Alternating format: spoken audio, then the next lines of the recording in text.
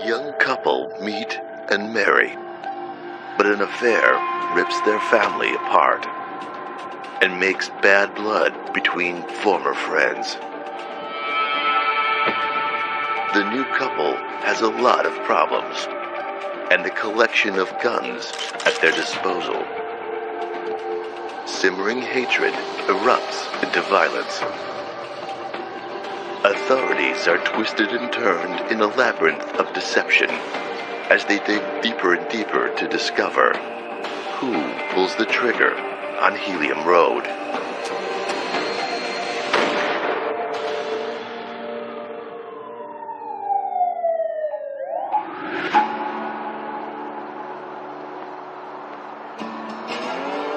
Amarillo is the Spanish word for yellow, and the name of the 14th most populous city in the state of Texas. Settled in 1887, the name probably sprang from the color of Amarillo's subsoil. Houses were once painted yellow to honor the name. Today, Amarillo is the home of the only nuclear weapons assembly and disassembly facility in the country, which gave rise to its nickname, Bomb City. The state of Texas is considered to have some of the most relaxed gun laws in the United States.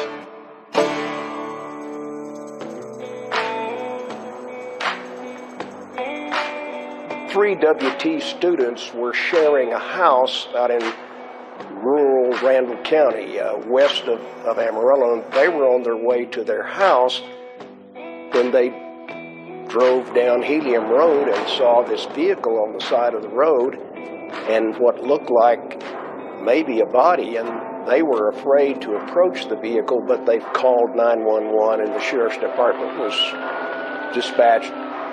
Fairly quickly, they had identified the victim as Robin Spielbauer. Robin is a young woman with a domestic bent, inspired by her parents' happy marriage and thriving careers in the United States military.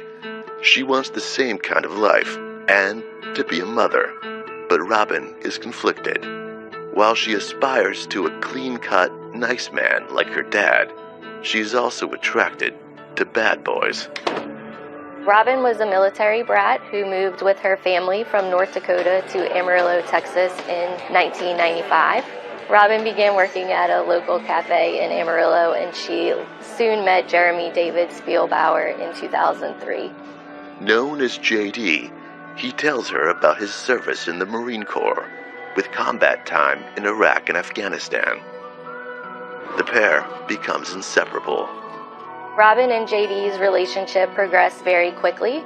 Robin's parents, the Bledsoes, were surprised at how quickly the relationship progressed. However, they trusted that their daughter was making good decisions, and ultimately they just wanted Robin to be happy, and it seemed as if she was happy with JD. They met in 2003 and married in 2005.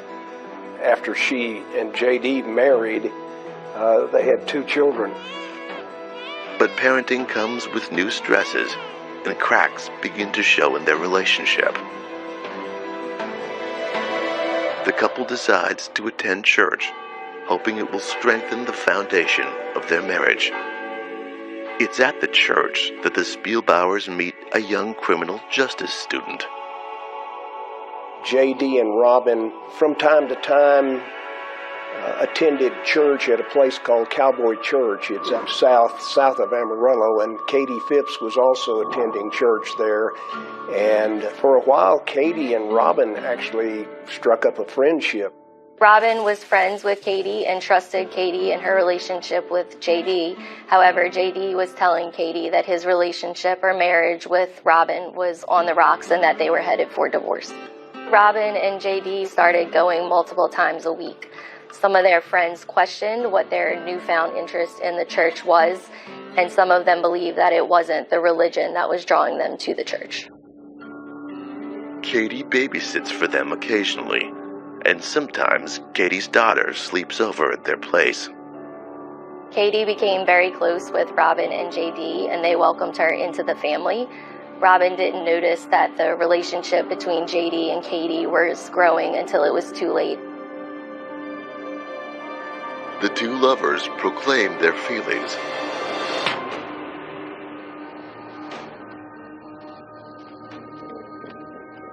Robin files for divorce, and once it's finalized in 2013, JD marries Katie. JD and Katie had a lot of things in common, including their love of firearms. Between them, they had quite a collection of guns.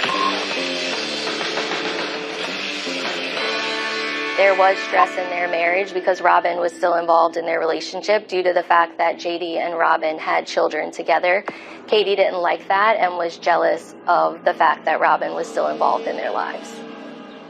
Robin moves back into her parents' home with her children in 2013, and she struggles to make ends meet. JD and Robin fight incessantly over visitation rights and child support. There's an incident where JD needs to borrow part of a $400 a month child support payment to Robin to pay for his household with Katie. Robin is mad and depressed about JD and Katie's new marriage. To make matters worse, the newlyweds moved in down the street from Robin's parents, so she frequently had to see them while she was at her parents' house. There was a lot of animosity between Katie and Robin, and everyone knew it. It was no secret. Everyone knew it. With tensions high between Robin, Katie, and JD, it seems like just a matter of time before they boil over.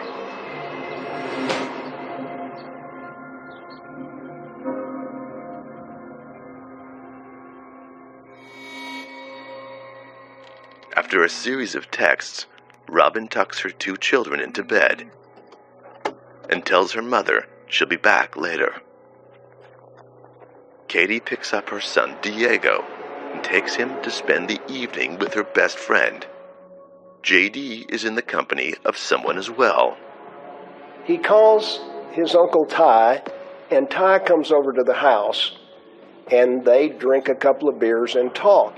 Robin leaves her family and goes out into the night to an undisclosed location.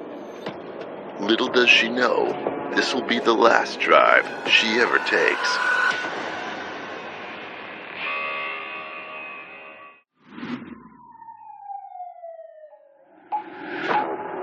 Amarillo is the 14th most populous city in the state of Texas. It is in Amarillo that JD and Robin Spielbauer marry and have children. But JD's affair with a mutual friend turns into a messy divorce and remarriage. The three former friends struggle to be civil. On Helium Road, April 8th, 2014, a driver notices something bizarre. What appears to be a bloodied body is spotted beside an SUV. Emergency vehicles are summoned to the scene. The morning after Robin goes out, Robin's mother wakes up to see Robin never returned home to sleep. Initially, she isn't concerned, as Robin occasionally spends the night with friends. But by later in the morning, Robin's parents call and text some of Robin's friends and hunt for her presence on social media. Robin's dad calls police and hospitals in the area.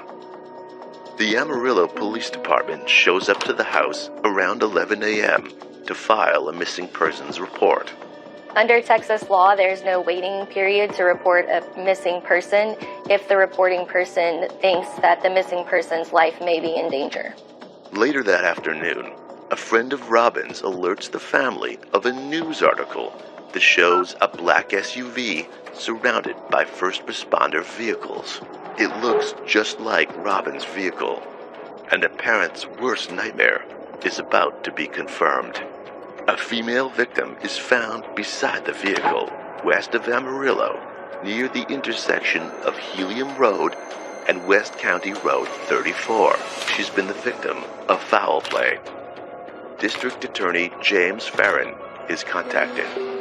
It was standard practice for the Sheriff's Department to contact me if a homicide had occurred, and once Robin's body was discovered at 34th and Helium, they contacted me, and I was present and offering advice and suggestions throughout their investigation. Authorities note strange pink color smears on Robin's car window. They saw damage to the vehicle, contact marks. They saw scratches, they saw paint, transfer of paint.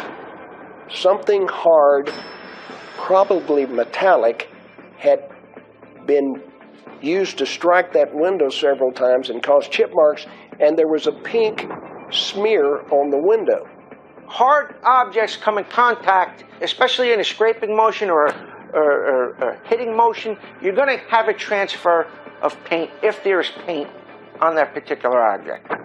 No wallet or phone is found on the victim, who shows the signs of having engaged in a struggle.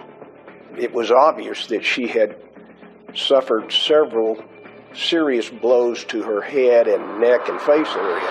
When you see that, you look, well, this person looked like they were beat up. She looks like she was beat up. She had injuries that were consistent with several blows to her head and face. They believe she had died as a result of blunt force trauma. This appears to be a clear-cut case of a robbery gone wrong. Robin's wallet was missing and her cell phone was missing when the investigation began. Whoever killed Robin took her wallet and her phone. We didn't know whether, was this a robbery? Was this just a random event out on Helium Road? By mid-afternoon, the sheriff's department had contacted her parents, and her parents had confirmed that they believed that was Robin. Police gather information from people who know Robin. When a spouse or ex-spouse dies, one of the first people investigators look at is the spouse or ex-spouse, but other than just a general rule, they didn't have anything at that point to point to J.D. or Katie or anybody else. Katie indicated she didn't know anything other than what she'd heard from other people who'd called her. And J.D. told the same story, that he just didn't have any information that would be of help to them. He really didn't know anything about it. In the days to follow, the Spielbauers make formal statements. J.D. tells investigators that after visiting with his uncle, he falls asleep on the couch. Maybe 9:40-ish, 9:50 at that. Because I started sending text messages and calling. Because I sent one to my wife. She said, we're good, everything's okay. I was like, okay. About 10:15, he calls Uncle Ty and wants him to come back over to the house. J.D. tells Uncle Ty in the garage that night, you know, I've got a bad feeling about Robin. I just have an uneasy feeling this seemed to be advised cool. J.D. then proceeds to send Robin a text at 10:18, asking if everyone is okay. I didn't get a text or anything from her. I was like, okay. Tried calling her. Got a voicemail. Like, all right. Maybe she's busy sleeping. I don't know. Police are satisfied at first. Robin's cell phone was missing from the scene. However, the detectives were able to recover information from her service provider. And in those text messages, it was obvious there was communication between J.D. and Robin, and that Robin believed they were going to meet that evening of the 7th. And so, for obvious reasons, they bring J.D. back into the sheriff's office and interview him and confront him with this text message information. Police confront J.D. with the text messages from the missing cell phone that no one ever expected to see.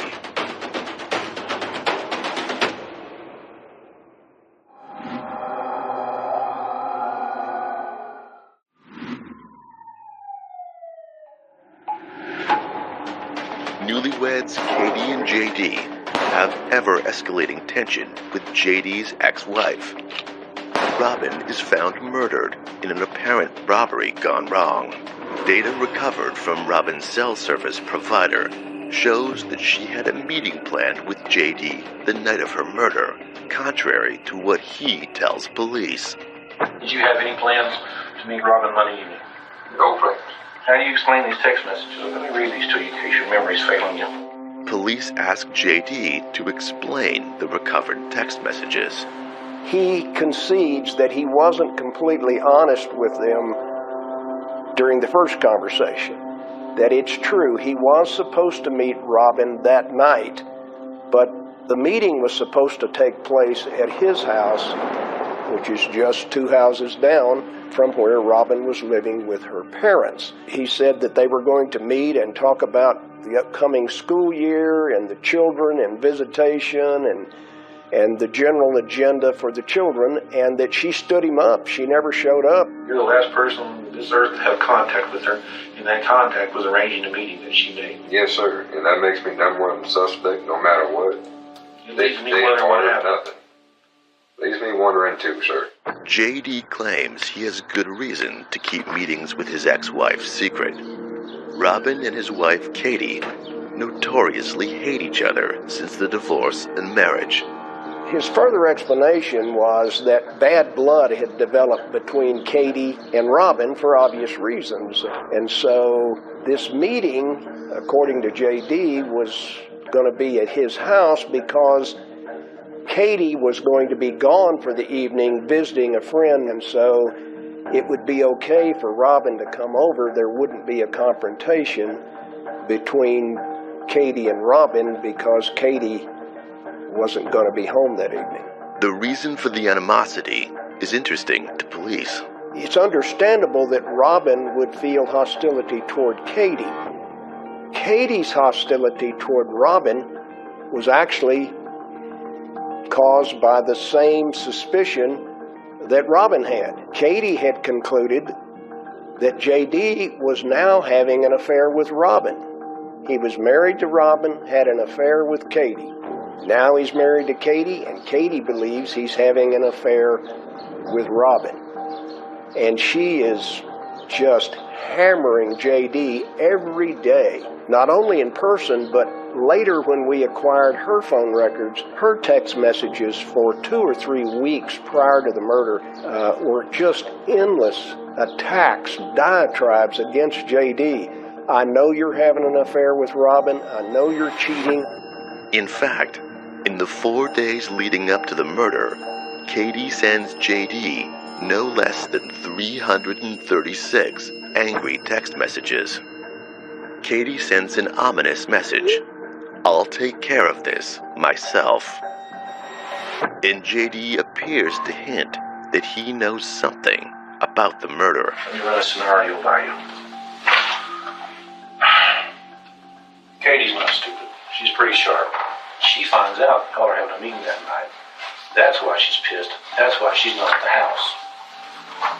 You set the meeting up, and something really bad happened. So you're basically either saying I did something personally or physically to my wife, or I know of something. You know something. With my very soul, I believe you know what's going on here. The best I can do, giving you the benefit of every doubt I can possibly give you, is that you have some real deep frickin' suspicions that you don't want to discuss with me.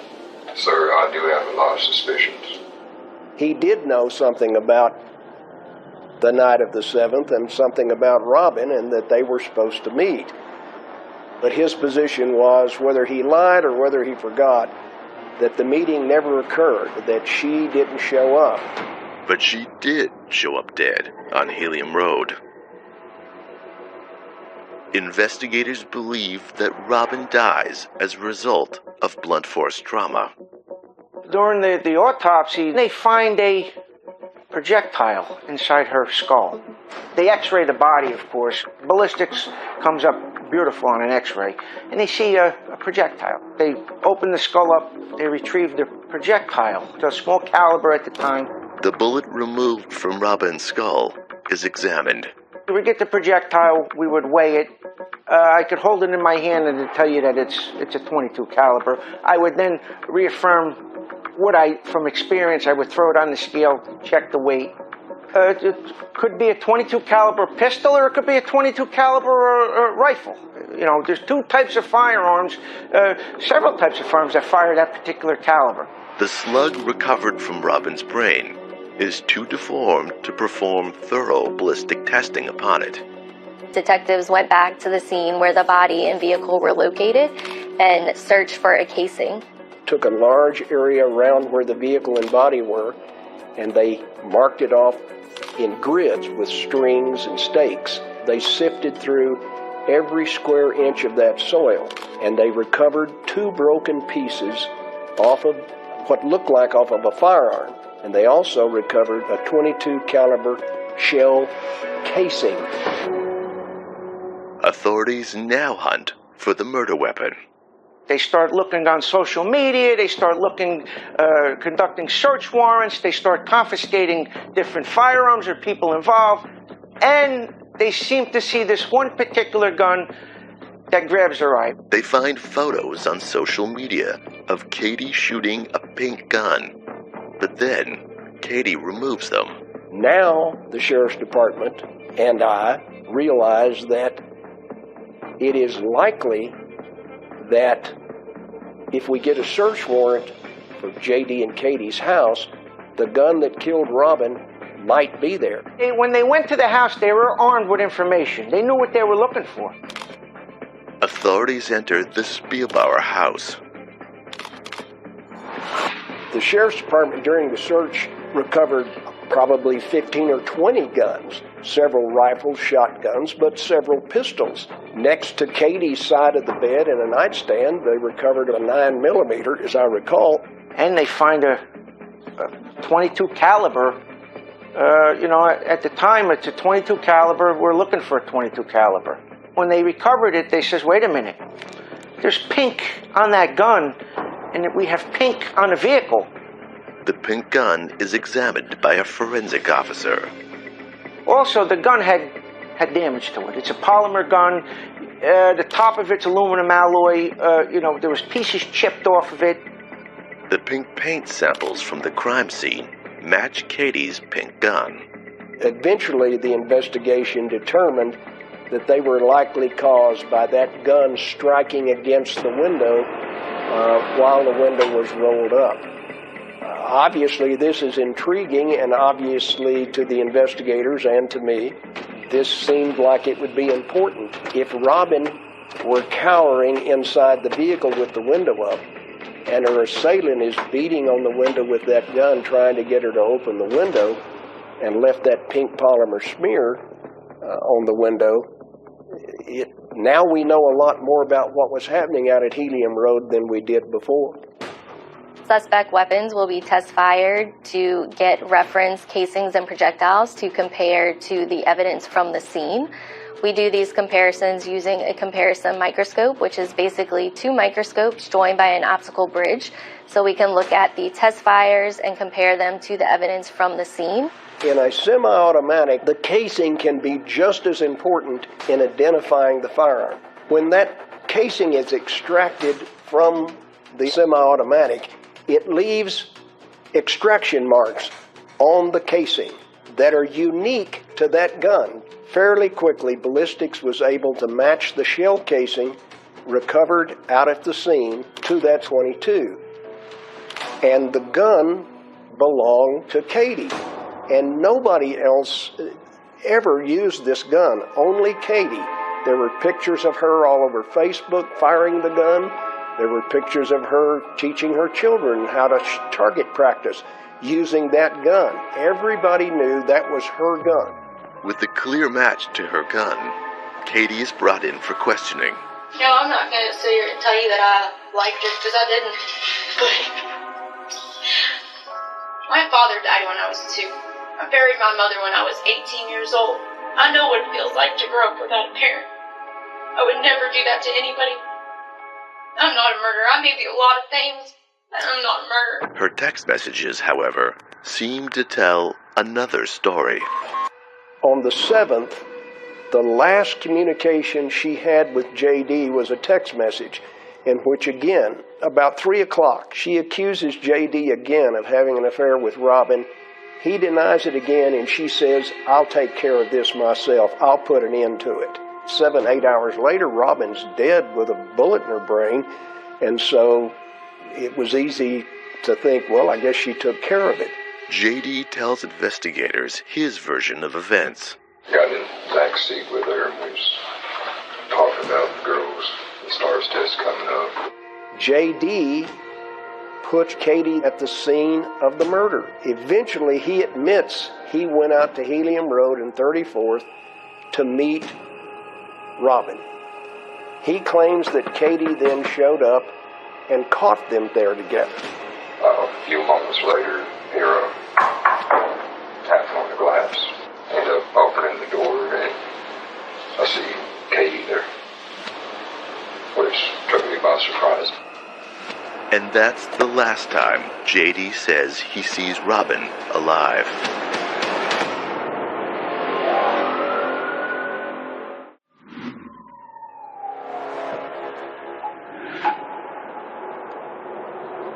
Robin Spielbauer is murdered, and her ex-husband J.D. lies to police about their meeting on the night of her murder. So J.D. changes his story again and tells police that he did go to Helium Road on the night of Robin's murder. However, he was just talking to Robin about the kids. He states that Robin was still alive when he left the scene. But Katie's furious texts seem to tell a tale of murder. In J.D.'s telling of events, he leaves his uncle and goes to Helium Road to speak with Robin. But there's more. J.D. says Katie shows up unexpectedly. They're bickering back at each other. I'm trying to stop the bickering. I just put my foot down and say that this isn't what it looks like. We're talking about the girls. That's it. She says something along the lines of, yeah, I don't give a I'll turn to Katie. I'll tell her, just get in the car and just go home. Put the foot down. This is done. I'll shut her door and I'll go walking back to my truck. He says, well, by the way, those chip marks on the window, that didn't happen while I was there. That had to have happened after I left because there weren't any chip marks on the window when I left. Katie attests she and her son Diego spend the evening with friends and leave about 10:13. However, Katie's best friend can't confirm that. She believes Katie left at 9:50, which would give Katie time to kill Robin. J.D. tells the police that he originally lied because he thinks that Katie may have killed Robin and he wanted to protect her. Forgive me for if I ended up misleading anybody. I was hoping that this wasn't true. Seriously. I still love Katie with everything I got. Katie, however, is starting to have suspicions of her own. I don't know. I'm starting to think maybe J.D. did it. Katie demands a polygraph test to prove her innocence. With her pink gun established as the murder weapon, and her husband's eyewitness testimony against her, this is a last-ditch attempt by Katie. Polygraphs are not admissible in most criminal courts. However, police often use them as investigative aids to help include or exclude suspects.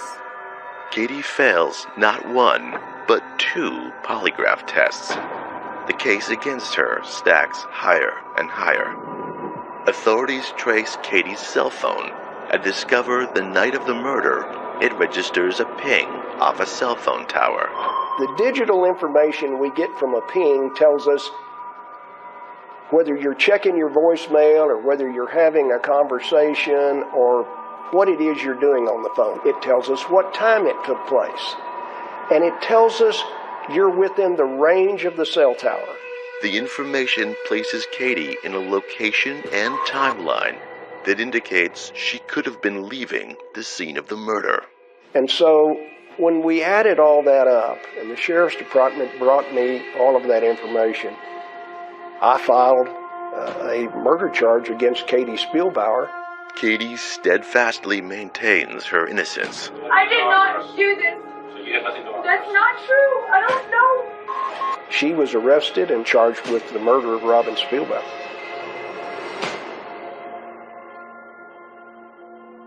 After Katie had been sitting in jail for about a year, waiting trial, charged with the murder of Robin. One of the secretaries in my office mentioned that she had seen a fascinating show on television the night before, and it had to do with Wi-Fi tracking of cell phones. And we asked her, said, "Now you mean cell towers?" And she said, "No, this is different. This Wi-Fi tracking can give you the location of a cell phone down to about 30 meters.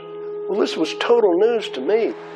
Authorities reinterpret the Wi-Fi data from the night of the murder and come to a shocking conclusion. When I got all of this information, and I'd talked to a dozen different experts, I realized I'd locked up the wrong person. Sorry. July 20th, 2015, I got a call from my attorney, and he said, "Katie, Mr. Farron wants to speak with you tomorrow, and when he gets there, I need you to just sit down and be quiet." So then Mr. Farron came down to the jail, and then he turned to me and he said, "I got the phone records back." I said, "It's about time." He said, "You were never on Helium Road." I said, "I've been telling you that for 15 and a half months. He said, "Today I'm going to dismiss your case." And I fell out of the chair and I hit my knees and I started thanking God and praying and crying. It was gut-wrenching. I wanted to personally apologize to her and tell her we were going to do everything we could to make it right. With Katie innocent, suspicion immediately falls upon JD. I was so angry, but at some point I had to make the decision. If he was able to kill Miss Spielbauer #1, and he was able to frame Miss Spielbauer #2, what's he going to do to Miss Spielbauer #3? It took some time to heal and get over the anger, but eventually I told Farron, "Whatever you need, I will help you." Authorities now listen to what Katie has to say about JD. The day after Robin's murder, Katie confronts JD. And I said, "What did you do? What did you do?" And he looked at me and he said, "I don't know what you're talking about." I said, "Yes, you do. You know exactly what I'm talking about. What did you do?" And it went from JD to somebody I've never seen before. And he grabbed me by the throat and he pushed me up against the wall and he got right in my face and he said, "I handled the problem." And I just turned ice cold. And his eyes went from this demonic darkness back to JD, and you could see it in his eyes. He thought, "Oh my gosh, why did I say that? Now she knows. Now she knows." And I just looked at him. "What do you mean you handled the problem?" JD's a clever man. He's a very clever individual. I've tried 6 capital murder trials, but this is the most amazing case of my career.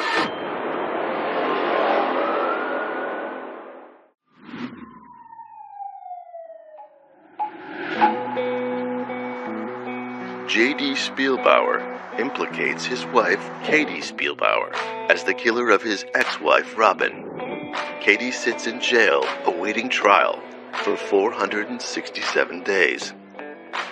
But when the DA's secretary learns about new technology for tracing cell phone signals, Katie is cleared of suspicion and set free.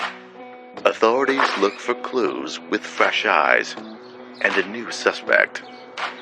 As Sherlock Holmes says, when you've eliminated every other possibility, whatever's left has to be the truth. And finally I said to them, "You're telling me that not one single business in that area has cameras?" And that's when they went and found the video footage from the ATM where they saw Robin's car. and then they saw JD's truck, and then they saw JD's truck come back. Surveillance video from a bank shows Robin Spielbauer driving past an Amarillo National Bank branch at 9:21 p.m. en route to the scene of the murder. It also shows J.D. Spielbauer driving past at 9:27 p.m. and driving back the other way at 9:50 p.m.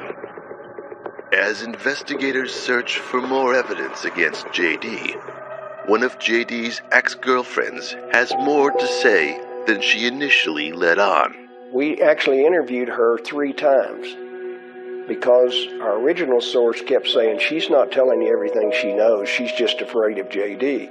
We finally brought her back the 3rd time and under threat of a grand jury subpoena, and she said, all right, I'll tell you, but you've got to protect me from J.D.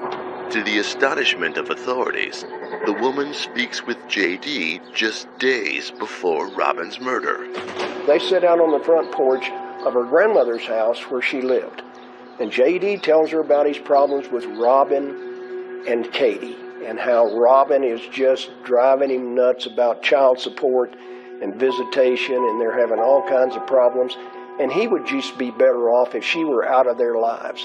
In fact, the best thing that could happen would be for her to have a bullet in her brain. And 5 days later, she had a bullet in her brain. Not only is the testimony incriminating, it also points to a pattern of behavior in J.D.'s relationships. I was his property.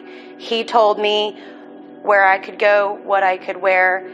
If he didn't want me to leave the house, he would take fuses out of my car. Eventually, in the course of the investigation of the murder of Robin Spielbauer, J.D. Spielbauer gave 4 different versions of what happened that night. J.D. has left a trail of clues that let investigators know he's anything but innocent. Finally, authorities are able to put the pieces together. In his 4th version, his lie, he says, well, by the way, those chip marks on the window, that didn't happen while I was there. That had to have happened after I left because there weren't any chip marks on the window when I left. He claimed that he saw the marks while the vehicle was parked at the sheriff's office for processing. So I contacted the sheriff's department, and they started laughing. And I said, what is so funny? And they said, we took that window out of the vehicle and sent it to the lab in Lubbock. It's been in the lab in Lubbock 120 miles away since the day after the investigation started. So unless he can see from here to Lubbock, he didn't see any chip marks on the window at the sheriff's department. As police revisit the evidence they had collected from the initial investigation, more and more clues fall into place. When they executed the search warrant on the house, JD's standing there next to me and he says, you know they're going to take all of our guns, right? He was so nervous about that. Now, at the time, nobody thought that was important. But looking back later, how did JD know they were going to look for guns? Everybody thought Robin died from blunt force trauma. Why would they be looking for guns? The only person who knew a gun would be important was the person that killed her. We had approximately 8 firearms in the house. The only gun that was registered to me, the only one that I ever actually purchased, was a pink .22. Every time we would take it to the shooting range, it would jam. From the very beginning, I should have been puzzled as to why would Katie take a gun that malfunctions all the time out to kill Robin when she had a wonderful 9mm that works perfectly well?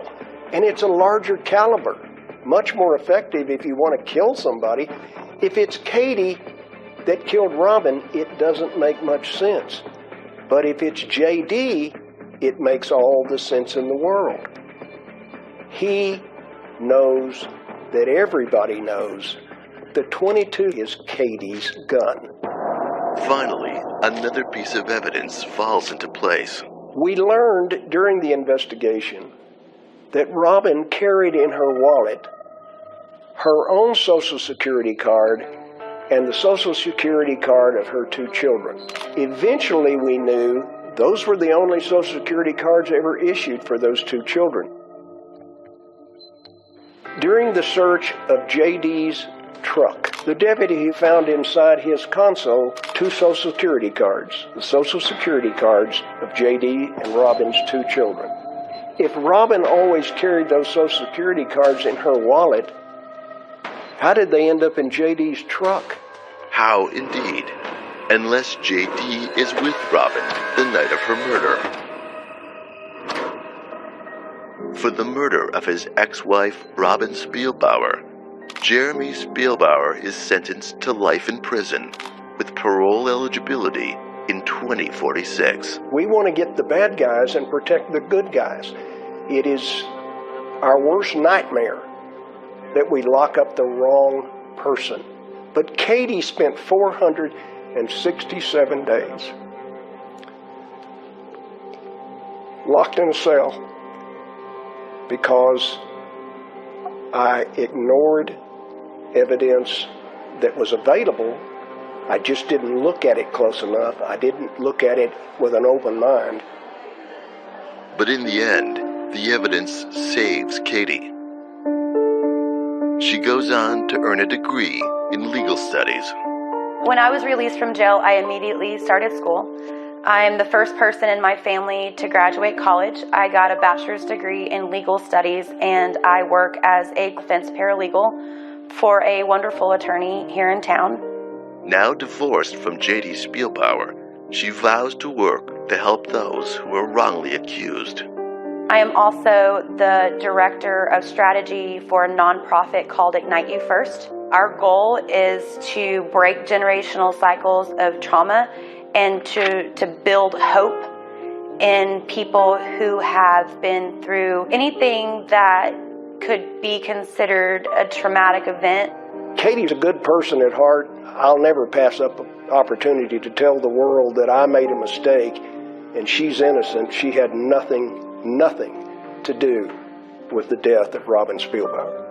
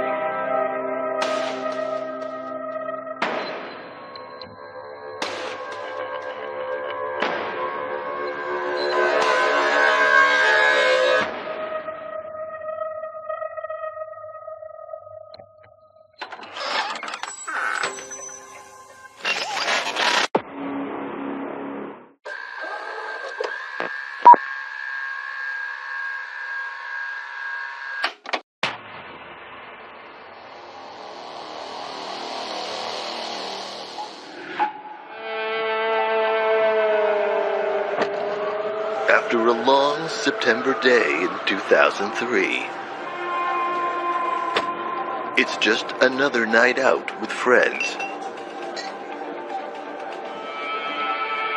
But when you add a volatile love affair and a rash of violent home robberies in the area, ending in a brutal murder, detectives are faced with the puzzling question: who killed Michael 𝐄𝐏𝐻𝐒? He is the last person that anybody would want to murder.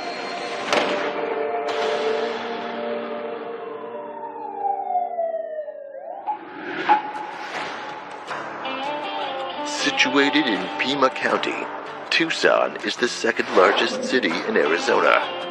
Many refer to it as the oasis of the desert. Tucson is a great town. The metropolitan area is about 1 million people, but Tucson likes to think of itself as a small town. It's about a third the size of Phoenix, and it's the city that doesn't want to grow to be like Phoenix, so we're completely opposite as far as that goes. So it's very hometowny. Everybody seems to know each other, especially in the yoga community. The midtown area of Tucson. Although crime is typically higher in this part of the city, it boasts a vibrant arts and restaurant district, as well as many of the city's top urban attractions. Midtown is where most Tucsonians eat, drink, shop, and play. We love our Mexican food. We love our festivals.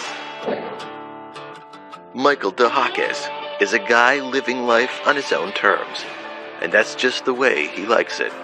His home is in the Midtown region of Tucson. A lot of older homes there, quite a lot of traffic, not a particularly safe neighborhood. It's got its pockets of crime-infested areas just like any other major city. Friday, September 28th, 2003, at 6 a.m. While walking her dog, a neighbor discovers Michael's body. She calls 911. The body was discovered on the front porch. She saw his body and saw that he clearly had some trauma. The neighbor calls police, telling them there is a body and a lot of blood on the porch of a house on North Sparkman Boulevard. On-duty officers are on the scene within minutes. We were called as a homicide team, I believe it was around 6 a.m. And when I arrived there were other officers on scene already, uniform officers. All I was told, it was a dead male, possible homicide victim laying on his porch outside his residence. We did a walkthrough and we found the victim, Michael 𝐄𝐏𝐻𝐒, laying there on his porch, face up, on his back, and a lot of dried blood around his head. His body was warm to touch. Felt that he probably died within the last 8 to 12 hours. The coroner identified his wound as a gunshot wound, did not find an exit wound, so the bullet was still in his head. It was clear to us that the victim had been shot by a handgun or a rifle. We weren't sure at the time. Our next step is to canvass the area, talk to neighbors, to see if they heard anything, heard any gunshots, things of that nature. Michael was a machinist by trade, so he had a workshop right outside his kitchen door.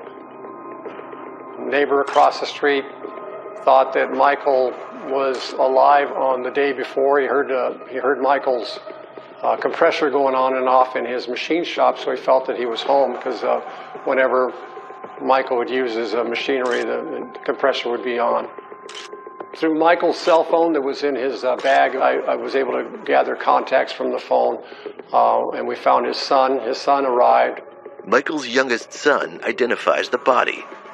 The detectives set about interviewing friends and family to get a better understanding of who Michael was, and hopefully a lead that could point to a motive for the killing.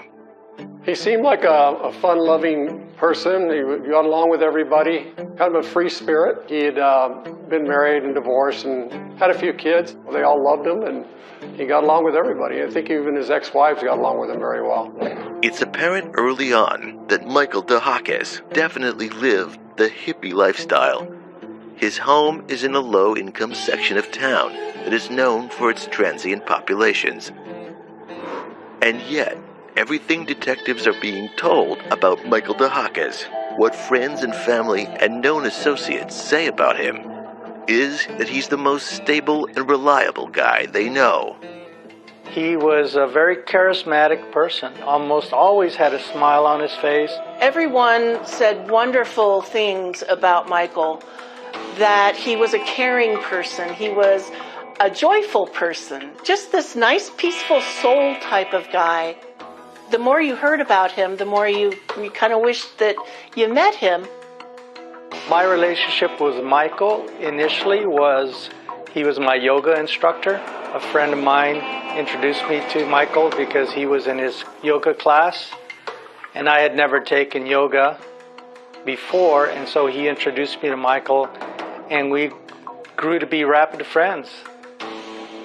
It's a person you could get along with very, very easily.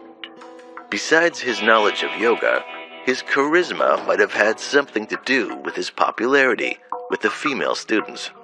And he had long flowing hair, and he dressed like a hippie. He didn't even have a car. He actually drove a bicycle everywhere he went, and the girls loved him. Everyone said he was very charismatic, that he was flirtatious.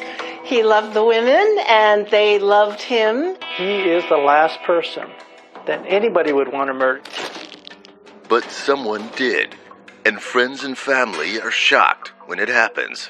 I drove home from work and was watching the local news when it came up with a news story of a murder that had occurred midtown. And I heard Michael's name mentioned as the victim of a burglary gone wrong. When we got word that a man was shot to death on the front porch of his home, of course it sounded at first that it might have been a botched burglary. We felt that we did have a foiled burglary. The victim had come home and stopped the intruders. There appeared to be items stacked outside his residence. There was guitar cases, a violin case, a handbag was found on the sawhorse on the side of the house next to these stored violins and guitars. And there was a broken window in the front of the porch area. It looked like it went into a kitchen. Upon going into the residence, we were able to see that there were more musical instruments placed inside the kitchen door to go outside. There was an amplifier, a guitar stand. And the thought was that perhaps because this was a neighborhood that had been burglarized frequently, that it was natural that the police started looking at known burglars. We did find a large shoe print, like kind of a waffle shoe print outside the front door. Could this be just another random attack gone wrong? Or has Michael's charisma attracted some unwanted attention?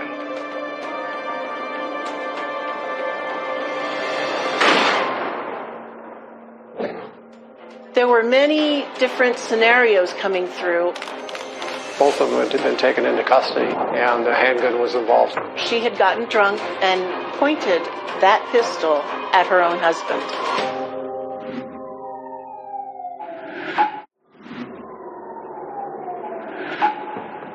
Tucson, Arizona has a darker side. Crime, drugs, poverty, and a rash of home robberies in the Midtown area.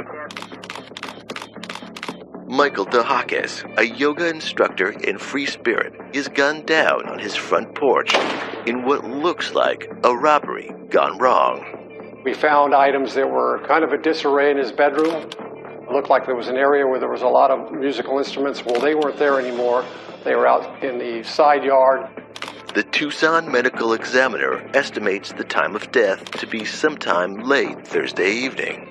She felt that the rigor mortis had not set in anywhere from 3 to 5 hours from the time we found him at 6 a.m. But determining time of death by measuring rigor mortis in the body is not an exact science. Rigor mortis is the stiffening of the muscles. It's a chemical reaction, but it doesn't always tell you an accurate time of death. It's estimated. Unless you're there, you see the person die, that's where everything is an estimate.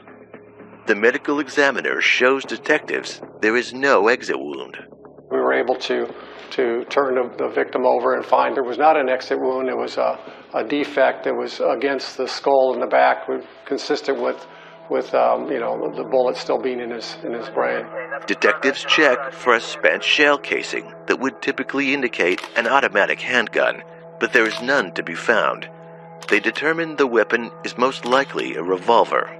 A .38 caliber slug is retrieved during the autopsy, but an interesting star pattern around the entrance wound and hand scratches consistent with gun struggle piqued detectives' curiosity. There was some burn patterns on the victim's forehead by the entrance of the wound, consistent with someone standing a few feet away and firing a handgun. It was close enough to leave the gassy particles of burn pattern on his forehead. Everything detectives learn only substantiates the robbery theory. Returning back to the police station, my partner and I went through all the most recent burglary arrests. So they figured somebody had come in, burglarized it, and as they were walking out of the house, Michael was coming in, and that's when he got shot. We contacted burglary detectives and found out that 2 known burglars had been arrested in the area of where Michael lived. Robbery Division shows detectives 2 suspects, Joseph Keys and David Wynn. They were known burglars in the area. The burglary that they were arrested for, I believe on Sunday evening, there was a guitar involved. So that kind of piqued our interest. We were excited about that. We went to the jail and interviewed these two individuals. They were pretty much defiant and hardcore criminals serving prison time before. So we didn't get a lot of information from them, but one of them, we were able to do a search warrant on his house. Police race to the suspect's home to search for evidence, hoping they can tie it to Michael's murder. Detectives find what looks like blood splatter on a bandana, pants, and shoes. At that time, we felt very likely that we found our suspect and we had the right person.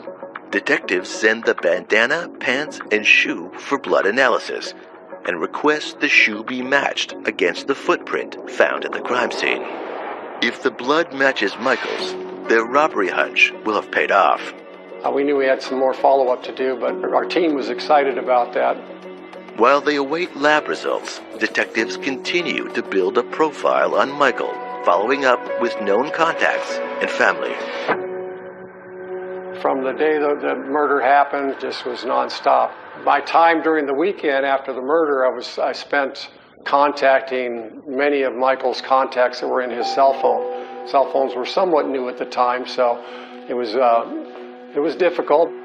As police started piecing together Michael's life and who knew him, who hung out with him, who he knew, it came up pretty quickly that he was seeing a woman who was younger than he was by about 15 years. She had been in his yoga class, but they started having an affair. And her name was Amber Trudell. Amber's name was on the top of his contact list. I did leave a message with her, and she never got back to me.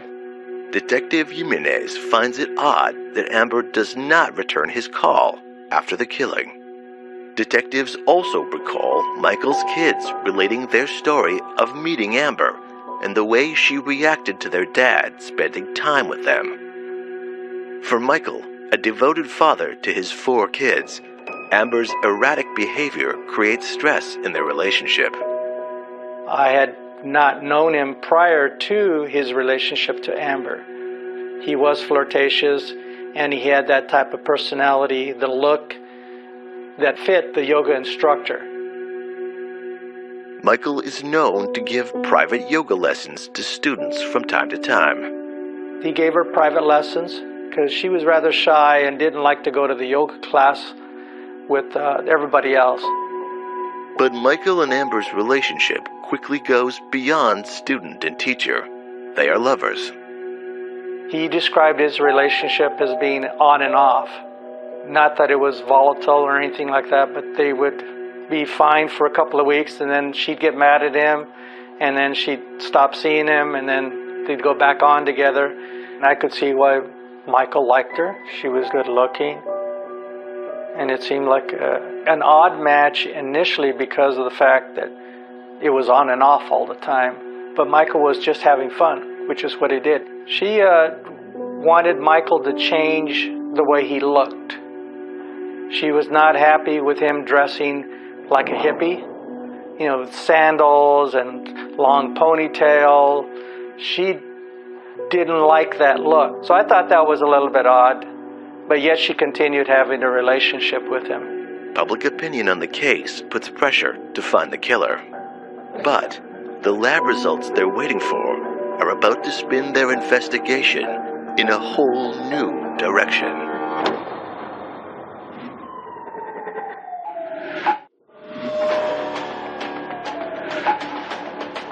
Michael 𝐄𝐏𝐒 is shot to death in what looks like a robbery gone wrong. Detectives follow their hunch and question 2 burglars arrested for home break-ins in Michael's Midtown neighborhood. We felt very likely that we found our suspect and we had the right person. But blood analysis proves them wrong. Blood on the jeans were not of our victims, so it was just excluded from my case. And detectives are forced to start their investigation over. It's a major setback in the case. They've lost valuable time and now have to go back to square one. At that point, we're somewhat stuck. But the case is still active. and detectives need a break before it goes cold fast. I received a call from Amber's employer, and that's when our interests turned towards Amber at that point. Detectives discover Amber has worked at an accounting office for several years and is a very good employee. And she gave us information that Amber said that she had to go out of town but would return to work on Monday. It was Tuesday. Her manager felt that it was not like Amber not to show up to work. But that's not all her manager has to say. Oh, by the way, Amber is married and they live in Midtown. But she's having marital problems with her husband, Justin Goodwin, that are distracting her. Now, detectives are looking at a possible love triangle crime. The question is, who shot Michael? Could Justin be the jealous husband who finds out his wife is having an affair with her yoga instructor? There are so many questions that arise when you have someone having an affair with someone, but then somebody is killed in that love triangle. I mean, there are soap operas built on things like this. Detectives visit the bagel shop where Justin works as a night shift baker. But they're surprised to learn he quits just 3 days after Michael 𝐄𝐏𝐻𝐒 is found murdered. The manager and his staff tell them they've never met his wife.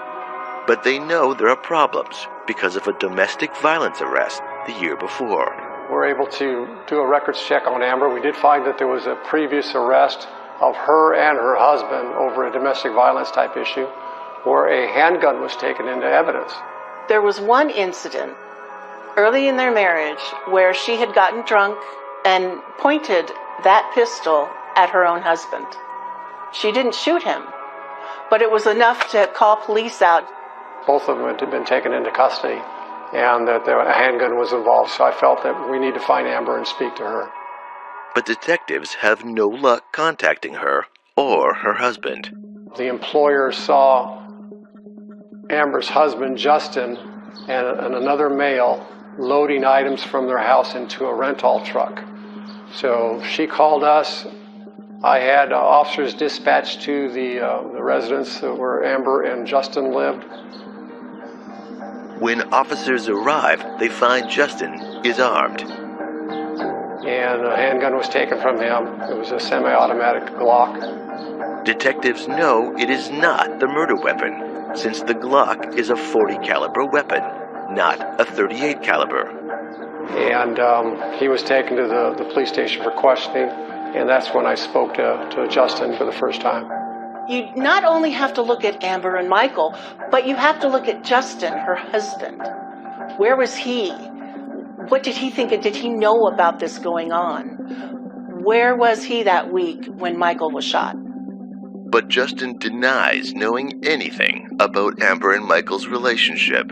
I didn't know anything up to that point about her having any kind of an affair.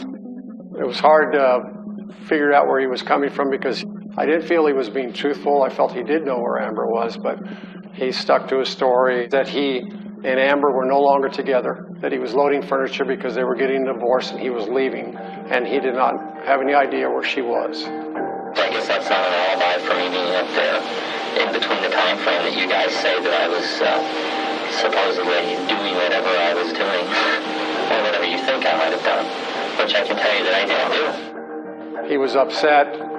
I didn't have enough to arrest him on. A concealed handgun was just a misdemeanor at the time. Basically told him not to leave town and to please call us if Amber returned.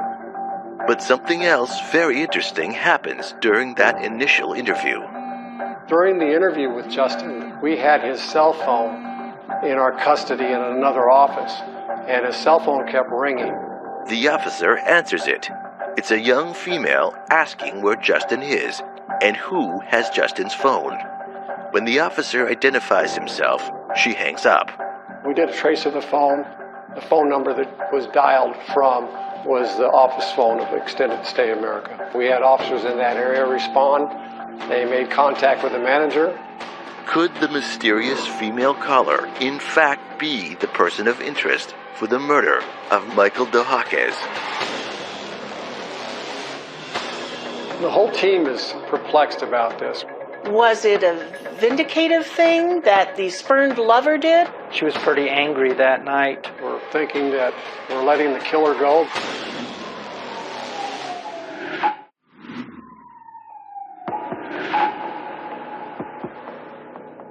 A Tucson yoga instructor is murdered in what looks like a home robbery gone wrong.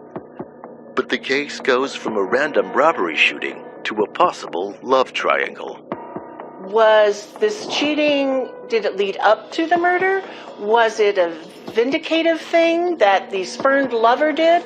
With a domestic violence charge a year prior, detectives focused their investigation on Michael's illicit lover, Amber Trudell.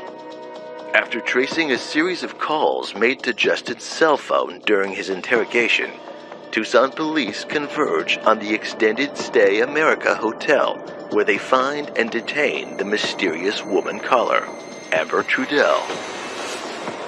In her room, we spoke with her, took a statement from her. We knew that we had Justin in several lies, that she was lying to us as well. So we took Amber to the police station, and then we further interviewed her there. At times, she was kind of perplexed in the fact that we were not taking her to jail. Am I leaving after this, or am I going to jail? Well, it depends on, are you going to incriminate yourself? I'm just asking because I'm handcuffed to a table. We felt that she was less than truthful with us as well. Her story's changed a few times. If you didn't kill anybody, you've got nothing to hide, nothing to worry about. I need to eliminate you, and I can't eliminate you if you won't talk to me and tell me the truth. She hadn't seen Michael in a while, and she did not admit to killing him, but that she had seen him days before, that she'd been dating him. If my fingerprints are there, I've been there so many times. Okay. And if my DNA is on him, I mean, we were lovers. Of course. Denied any involvement in his death. You're going to be a suspect until I can eliminate you. Well, what does that mean, I'm a suspect? And what, I can't leave town? Or I can't leave the state? What does that mean? She said that she had been with Justin for a few days before and didn't know where he was, not knowing that we had him in custody. He's here? He's here. You put him in the spot, not me. He's being questioned right now? Yeah, he was questioned. I figured we eliminate both of you guys, get it over with, and move on down the road. Amber is visibly distraught to learn that her husband Justin is in custody, and she opens up to detectives. I wasn't here on Friday, though, and people can verify that. That's what I want to ask you about. No, but I don't want to get into this thing where my husband is a suspect. Amber tells detectives she left Michael that night and traveled 3.5 hours north up the I-60 to the lush city of Show Low, Arizona. Apparently, right after Amber had had this argument with Michael, she and her husband left Tucson to go to the White Mountains up north. His mother and stepfather lived there. According to Justin's stepfather, Amber had been drinking the whole time. She was outside crying at times, visibly upset. She pretty much drank all of his liquor. So he knew that there was something going on. From what Justin told us in his first interview, that Amber carried a gun, always carried it in her purse. We first asked Amber where her weapon was at the Extended Stay America, and she said, I don't have it, I don't know where it is. So it was not in her purse. She allowed us to search her purse. Detectives push Amber for the truth, citing they know she has a gun, based on her domestic charge a year ago. She had no idea where her handgun was. After interviewing Justin and Amber, we decided to release them. We knew that they had an alibi, that they were in Show Low, Arizona, at Justin's parents' home the morning of the 27th when Michael was found.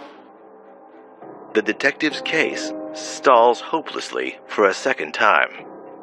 The whole team is perplexed about this. We're thinking that we're letting the killer go, but we don't have enough evidence to tie her to the crime because she has an alibi. The investigation has reached a standstill. We know that we have to get further information to determine what happened in this case. That break comes when Justin's stepfather, a retired detective himself, can no longer ignore his curiosity. Our next turning point is when Justin's stepfather calls us. He's curious about Amber being outside his residence, walking around crying, and he saw her behind the storage shed. He went back there and he started taking the rocks apart and determined that there was something buried underneath them, and he dug up a handgun. It was Amber's handgun. I immediately responded to Show Low, met with the detectives there, and took custody of the gun, drove it back to Tucson, and we had analysis done immediately. It was a snub-nosed .357 revolver. When I took custody of it, you could clearly see blood in the barrel of the handgun. Within hours, detectives put the weapon through ballistics. First, if they did any DNA on it, that's got to be done before any ballistics testing. Then ultimately it's checked for operability, it's test fired, projectiles are compared to what was taken out of the victim from the autopsy, and it is found that they are a match. Ballistics connect the weapon to the killer, but detectives also show something else. What was really interesting about this, and I had never seen this in all my 17 years in homicide, was that we did a test fire of the weapon. It left a star pattern on the board that was nearly identical to the star pattern that the victim had on his forehead. The case is starting to go their way. With an exact match of the blood found on the gun barrel to the victims, detectives must figure out how Amber Trudell murders Michael 𝐄𝐏𝐻𝐒 when she's not in Tucson the Thursday that he dies. I definitely knew something was off. I felt, along with others in the team, that perhaps he was killed days before. I met with the doctor. We had to change our timeline. When we found Michael had larvae in his eyes, and larvae doesn't set in immediately after a fresh kill. He'd been laying there for probably 2 days on his porch without anybody finding him. Which to me is unreal. I mean, how could somebody lay in a pool of blood at their front door with the door wide open in a neighborhood where people walk them down and drive and not be found? But that's the way it happened. In Tucson, our front porches aren't like the front porches in the Midwest where you have the nice little white railings and everything like that. It's more of a patio, and there are some bushes in front of it. We also realized that Michael had been in rigor mortis after his death and had already gone out of rigor mortis, so his body was very relaxed. Late September was a very hot, humid day, so his body temperature was warm based on that. Evidence is lining up against Amber Trudell, but detectives still have to establish a motive for an arrest warrant. One of Michael's good friends, Eli, steps forward, and he says he has information about that Wednesday night and Amber Trudell's behavior that night toward Michael. It wasn't until a week later when they had a ceremony for Michael in his honor. I was talking to several people after the ceremony, and I was explained that I just saw him that Wednesday night. He also said that he had not shown up for his yoga classes on Thursday, so since I had seen him Wednesday night, they thought that there was part of the puzzle there that could help the police discover what was going on. Eli 𝐃𝐄 did come to our police station and gave me a very good interview as to what had taken place the night that Amber and Michael were at the bar together. And I talked about the argument they had and the fact that she wanted to marry him, insisted on him marrying her, and she was pretty angry that night. Michael invites Amber to join the yoga group for the ritual beer night. We usually had happy hours right after our Wednesday class. We would go to a local bar, have a couple of beers. Amber had parked on the opposite side of where Michael had parked. So as we were departing, he didn't walk her to her car. He went to the back. And so she was a little bit angry about the fact that he didn't walk her to her car. She was talking to Eli as to why, Michael didn't love her and why Michael didn't want to be with her all the time. And she just kept on and on. Tell him to marry me. tell him to marry me. And I said, I can't tell him that. He's been married several times before, and he doesn't want to get married right now, but he still likes you. And she wouldn't have any of that. She was very angry. Michael, Amber, and Eli decide to go to a second bar for another drink. They started in with a little bit of an argument. So I left, and the two of them were sitting there having an argument, and that's the last time that I saw them together. I was able to determine from interviewing people at the second bar that Michael and Amber were at that they left together in late hours of the evening. And it's very consistent with Amber being with him and shooting him and killing him either late Wednesday evening or early Thursday morning. This proves, together with the re-established time of death, that Amber no longer has an alibi. Detectives have enough to get their arrest warrant. Well, we can't find Amber. She's not returned to work. I get hold of her employer. I get hold of Justin. Justin tells me that she'd left town. Maybe she went to Colorado. She's got a former boyfriend there. She's nowhere to be found. She's not in Tucson. They don't know where she is. Amber Trudell has just become a fugitive on the run.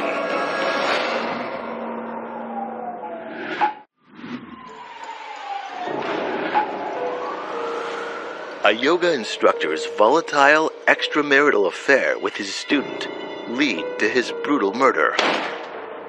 Detectives recover the murder weapon and, after re-establishing the time of death, debunk her alibi. Fearing arrest for the murder of Michael 𝐄𝐏𝐻𝐒, Amber Trudell is a fugitive on the run. I had never or characterized Amber as being a cold-blooded murderer. But I didn't know a lot about her. Nobody had a clue that she was married. Nobody knew that. So I assumed that she was single, and I believe everybody else did.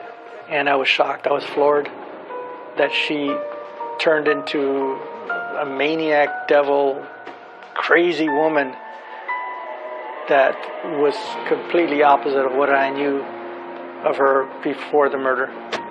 But regardless of what anyone thinks of Amber, she's now a fugitive. The news goes out across the country. We were working closely with the Marshal Service at the time. They had agents back east watching Amber's grandmother's house in upstate New York. U.S. Marshals alert Detective Ben Jimenez that Amber has switched vehicles. We determined that Amber had sold the white pickup to a car dealership in Connecticut and traded it in for a red Chevy Blazer, I believe. Amber signs the sales agreement using her brother's Plainville, Connecticut address. The Marshal Service tracked the Blazer to her grandmother's house in New York, behind a storage shed. And they were able to determine that Amber was there. They saw her coming and going from the house to the Chevy Blazer at times. They took her into custody, determined that she may be going into Canada. United States Marshals arrest Amber Trudell for the murder of Michael 𝐄𝐏𝐻𝐒. She was in a lot of denial. I told her she was under the arrest for her boyfriend at the time, Michael 𝐄𝐏𝐻𝐒, that we had the handgun, that it matched up, and she didn't want to answer questions at that point. They escort her back to Tucson to stand trial for first-degree murder. I was writing crime for the Tucson Citizen newspaper. By the time they arrest someone and they start going to show up in court, that's when I took over the case and started writing about this murder case. March 2005. Amber has her day in court. Everybody wanted to know Amber's story. Why did she leave? If she was innocent, because we started hearing that it was self-defense, there had been an argument. Was it suicide? Was she an abused partner? There were many different scenarios coming through as she appeared in court for her hearings and her public defender started filing motions. The public defender portrays Amber as the victim of Michael's sexual predator tactics over his younger and vulnerable yoga student.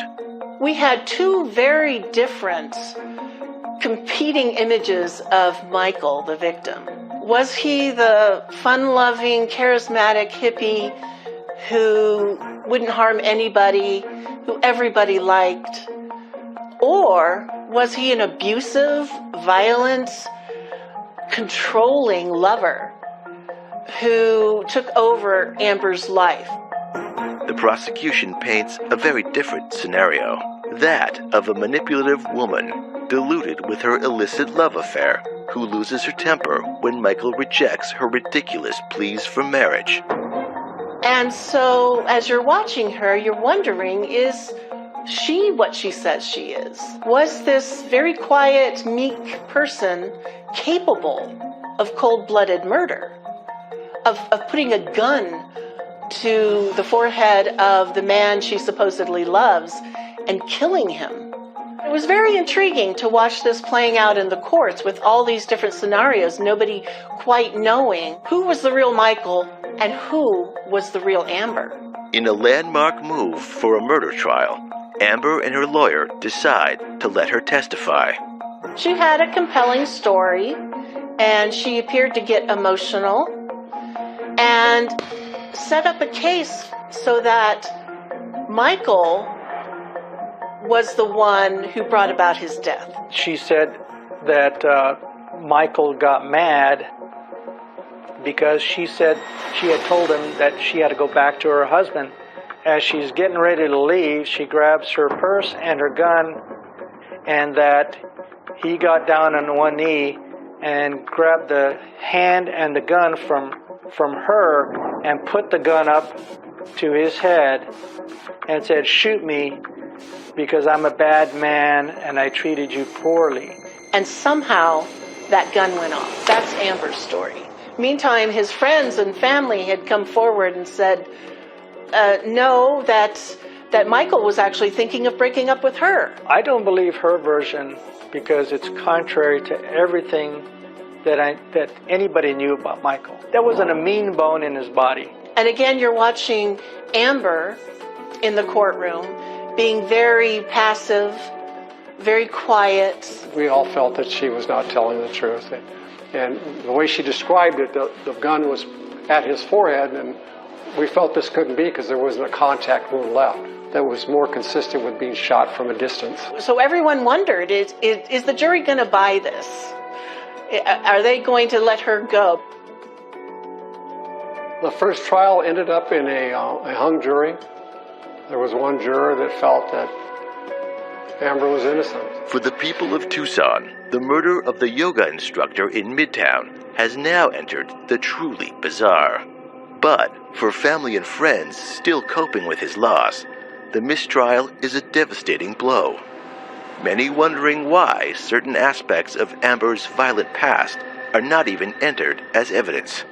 Now, one of the things that did not come out in trial, there was a audio tape that was made by her husband that was not brought into evidence.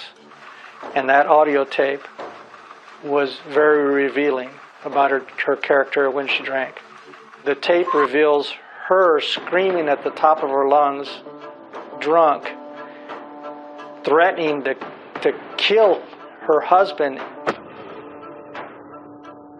So even though a mistrial was declared and a jury couldn't reach their verdict, that didn't mean that Amber was free to leave. Prosecutors had every intention of trying her again. And so months after the mistrial, Amber was on trial again. The second trial came 6 to 8 months later, and the prosecutors decided to go for second-degree murder. In the second trial, because we all knew what she was going to say, I was watching her body language. When she was talking about the details of the shooting, she kept her eyes on the floor. A lot of time, the experts will say that is proof of a lie. She doesn't want them to see the lies in her eyes. Amber Trudell is convicted of second-degree murder and is sentenced to 13 years in jail. I did not particularly like the 13 years. I thought that it should have been more. The family felt the same way. Of course, it was up to the judge to make the determination. I've covered a lot of murder cases in my career. And this case, Amber Trudell, does stand out as one of the most interesting ones because of the human drama and the tragedy of someone like Michael. Certainly the world can use many more Michaels. Every time September 24th comes around, I do think of Michael, and we reminisced about Michael and his character and what we would have probably been doing if he was still around. The fact that he was gone way too soon was a tragedy, and we just miss him dearly.